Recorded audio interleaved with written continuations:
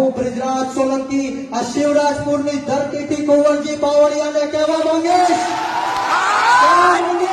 કે જો તમારી સરકાર તમારું ન ગાંઠતી હોય, તમારી સરકાર તમારું ન સાંભળતી હોય તો તમારી પાર્ટીનો કેસ ઘરે મૂકીને આંદોલન કરવા માટે આવી જાઓ.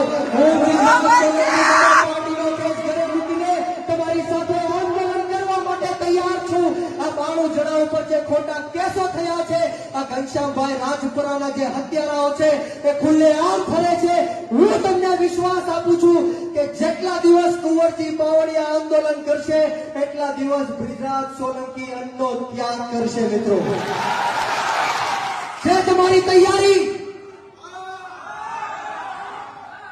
માત્ર ને માત્ર વીવીઆઈપી ગુલામો સરકારના ખોળામાં જઈને બેઠા છે. મિત્રો, મારે તમને વાત કરવી છે કે જે રીતના પોલીસ તંત્રે